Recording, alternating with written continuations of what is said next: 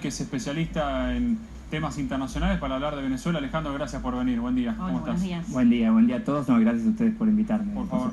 Alejandro, la primera pregunta es, ¿se puede en Venezuela, después vamos a hablar de los detalles, ¿no? De ayer una jornada fatídica porque hubo fallecidos y lo que pasó en Caracas, pero ¿puede un país salir adelante con dos personas que se autoproclaman presidente? ¿Hasta cuánto tiempo tienen para que eso siga de esa manera?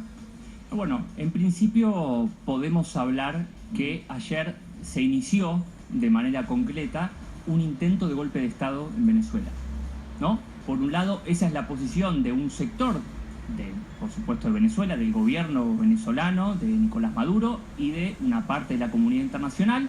Y por otro lado, el sector que representa Juan Guaidó, que ayer se autoproclamó presidente de Venezuela por la usurpación de Maduro, según dice él, apoyado por Estados Unidos, que se legitima a sí mismo con un sector de la población también apoyando como presidente. Es muy difícil una solución pacífica de esta manera. Estamos a un paso de una posible guerra civil si no se llega a un acuerdo, si no se sientan a una mesa a negociar. Tenemos dos personas que se consideran presidentes, una parte de la población apoyando a uno, otra parte de la población apoyando a otro, la comunidad internacional dividida, porque, a ver, vamos de lo particular a lo general, ¿no?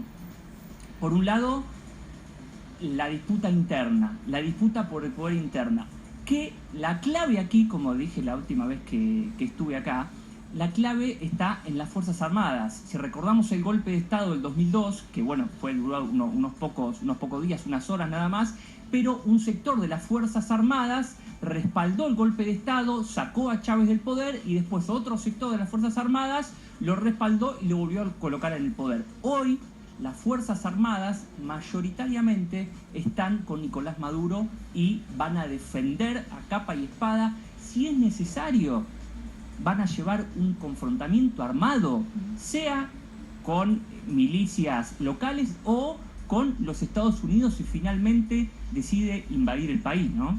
Esto te iba a preguntar justamente cómo influye, ¿no? Por un lado, la presión internacional en Venezuela, los que apoyan y los que no, porque también eso va a formar parte de lo que pueda llegar a suceder en ese país, ¿no? La parte internacional. Sí, por supuesto. A ver, vos tenés hoy, hay que tener una visión global de esto, porque vos tenés a Occidente en cabeza de Estados Unidos y del Grupo de Lima, estamos hablando, ¿no?, de los países latinoamericanos, Argentina, Brasil, Colombia, Perú, Paraguay, etcétera, etcétera, que reconocieron formalmente a Juan Guaidó como presidente interino para encarar un proceso, para generar elecciones libres, etcétera, etcétera.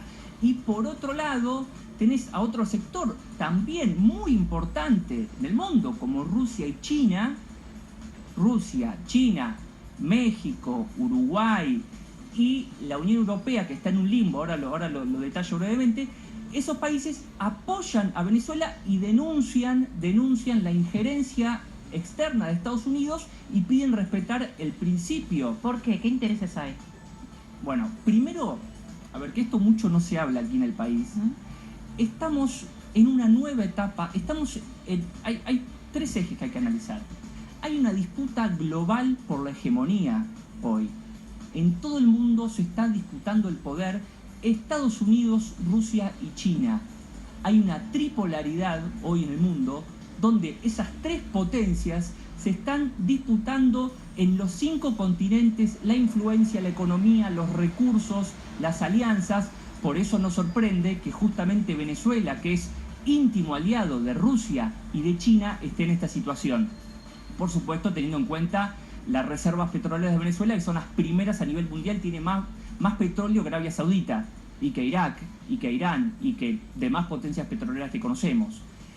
Y en otro sentido, por un lado, esa disputa también se está hablando, esto se habla mucho en Estados Unidos, en Rusia también, una nueva etapa de la Guerra Fría, donde América Latina también es un centro de disputa, donde Estados Unidos está retrocediendo en otras partes del mundo, como vemos en Siria, como vemos en Ucrania, como vemos en Corea del Norte, que si bien Trump lo presentó como un triunfo, en realidad retrocedió. si la intención, ahora no me quiero desviar mucho, pero la intención original de Estados Unidos siempre fue derrocar al gobierno de Corea del Norte y retrocede, se sienta a negociar. Eso tiene que ver con el avance chino, tanto en la región como en el mundo. Ahora, Alejandro, a Sí. pesar de esos retrocesos que vos marcás con respecto a Estados Unidos, Sí, si hay algo que caracterizó a los Estados Unidos es que siempre que dijeron algo sobre una injerencia en un país vecino o en un país del otro continente, o en este caso sería el mismo continente, sí. avanzó y lo cumplió. Claro. Y hablando de cumplir, Donald Trump es alguien que está bien al día con esto de cumplir las promesas que hizo. Dijo, si hay que intervenir, o sea, que en realidad dijo, están todas las posibilidades sobre la mesa. ¿Qué puede llegar a pasar si toma esa decisión Estados Unidos de intervenir Venezuela? Sí, por supuesto. A ver, Estados Unidos retrocede en algunos lados, pero dice, América Latina es mía, ¿no? Y es muy claro lo que vos decís. Sí, cumple las promesas, está la opción sobre la mesa. Ayer él dijo claramente que va a seguir con la presión diplomática, política y económica. No dijo abiertamente militar, pero por supuesto que la opción de intervención militar está sobre la mesa, aunque hay algo que aclarar. Las Fuerzas Armadas venezolanas y las milicias oficialistas son muy fuertes y están muy bien armadas.